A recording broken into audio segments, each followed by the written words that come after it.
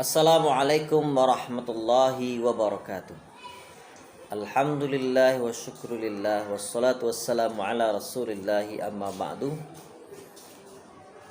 Pemirsa dimanapun Anda berada, kaum muslimin, muslimat, terkhusus adik-adik remaja, anak-anak sekalian, para pemula dalam mempelajari dan mendalami ilmu retorika dakwah. Hari ini kita berjumpa lagi bersama saya, Pak Yasri Azmi. Ya, dalam channel Retorika Dakwah. Retorika Dakwah. Kita akan sambung kembali materi yang lalu. Ada beberapa anak-anak atau adik-adik remaja yang mengirimkan video rekaman dalam mencoba mempraktekkan pidato yang saya kirim yang berjudul Hidup Selamat Bersama Al-Quran. Nah, kita akan evaluasi ya. Yang pertama, dari jumlah peserta yang ada, hanya beberapa saja yang mengirimkan video. Itu pertama evaluasi ya. Jadi artinya bahwa anak-anak atau adik-adik remaja belum berani mencoba. Kemudian belum terbuka untuk diberikan masukan. Ya, belum berani. Jadi harus cepat, harus berani tampil, harus berani supaya kita mendapat ilmu yang diberi itu dapat gitu ya. Nah, jadi kita coba kembali memberikan semacam sampel ya, contoh dari bagaimana menyampaikan dakwah singkat, menyampaikan pidato singkat. Nah, ini yang penting ini ya. Sebelum pidato singkat ini disampaikan, sebagaimana tadi, kita akan evaluasi dulu. Kebanyakan dari adik-adik atau anak-anak bapak yang mengirimkan videonya itu baru sebatas membaca teks ya, belum kelihatan lagi retorikanya ya. Yang kita harapkan dari sini adalah retorika komunikasi. Jadi retorika komunikasi itu mulai dari penguasaan konsep ya. Seandainya anak-anak atau adik-adik sekalian belum hafal, silakan apa-apa buka konsepnya atau melihat teksnya seperti membaca puisi bisa ya. Tapi jangan lupa retorika itu mencakup juga komunikasi verbal dan non verbal, gitu kan?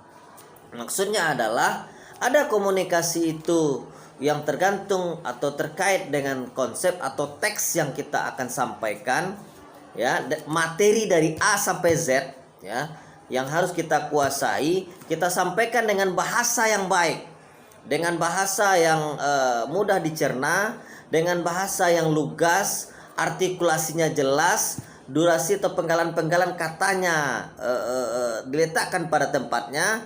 Kemudian intonasi, tekanan, tinggi, rendahnya suara ya. Nah, kemudian ada satu lagi, kalau masalah diksi atau pemilihan kata-kata yang tepat itu kita sudah kemas ya. Kita bisa pedomani dari bahasa-bahasa yang kita ambil baik secara tertulis maupun secara langsung dari orang yang menyampaikan dakwah atau sampel dakwah ya. Sebentar, bismillah.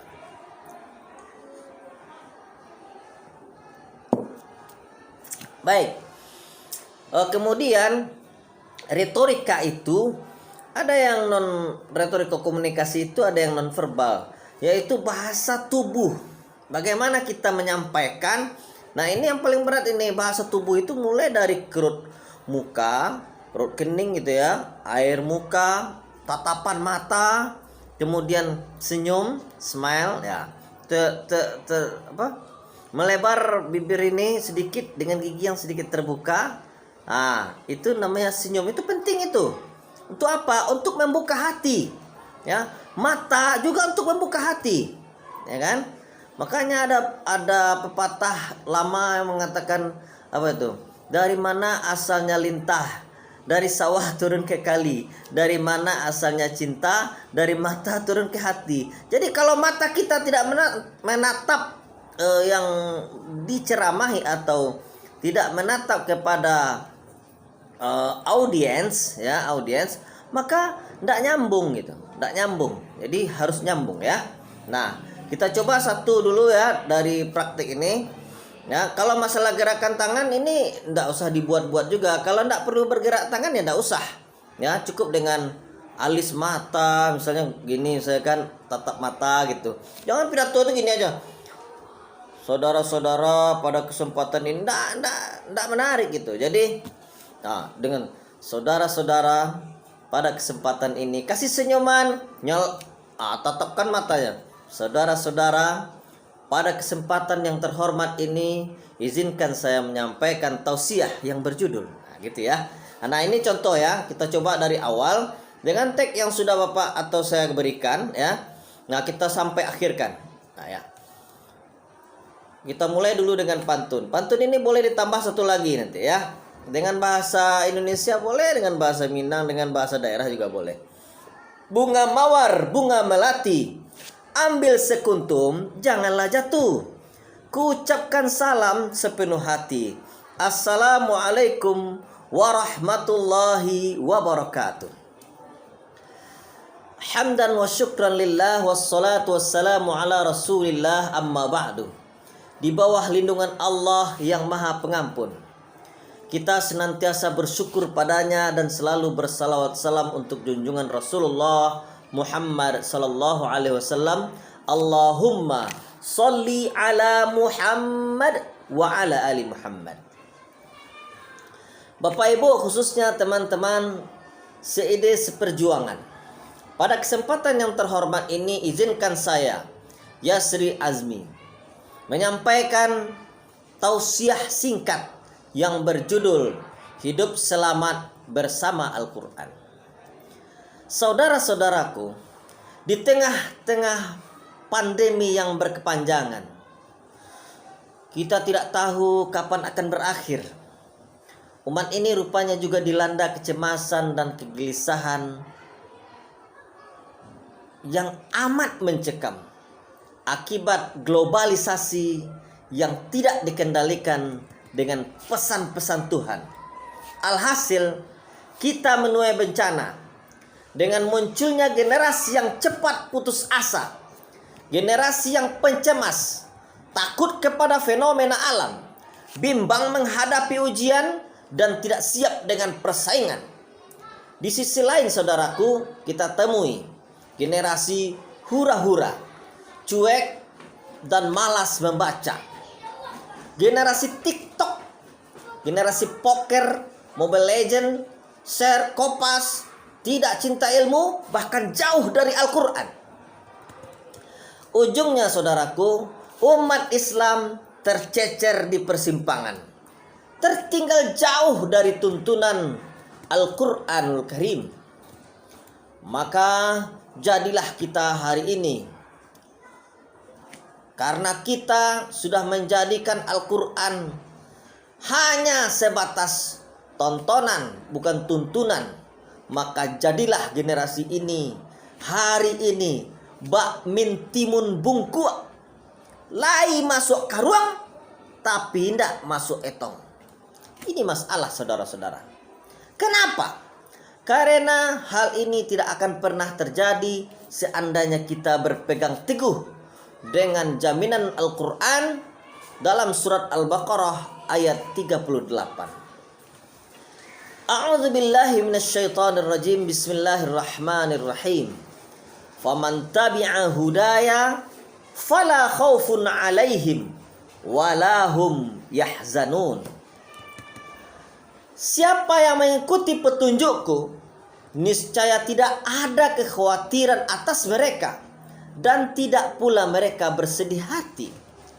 Kaum muslimin, saudara-saudari seiman, Kalau kita ingin dijamin selamat, maka mari kita jadikan Al-Quran sebagai pedoman dan petunjuk hidup. Masjid dan jamaah ingin selamat, maka jadikanlah Al-Quran, terapkanlah manajemen Al-Quran. Ekonomi dan hukum ingin selamat, pedomanilah undang-undang Al-Quran. Penguasa dan rakyat ingin selamat, maka ikutilah ajaran dan syariah Al-Quran.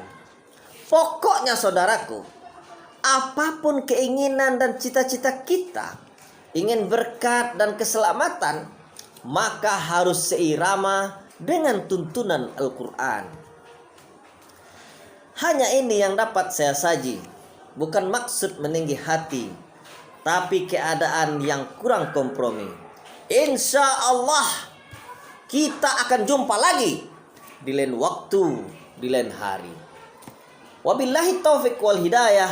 Wassalamualaikum warahmatullahi wabarakatuh. Baik anak-anak dan seluruh pemirsa atau ada di remaja dimanapun kita berada. Jadi dalam retorika dakwah itu yang terpenting kita harus menguasai retorika. Ya, setelah materi kuasai retorika. Ya, ini dua nih. Materi, retorika. Baru setelah itu penampilan, baru setelah itu media kita, media untuk berdakwah dan seterusnya. Mudah-mudahan dengan pembelajaran singkat ini akan menambah wawasan bagi kita bersama dan bermanfaat untuk orang banyak. Insya Allah. Fastabiqul khairat. Wassalamualaikum warahmatullahi wabarakatuh.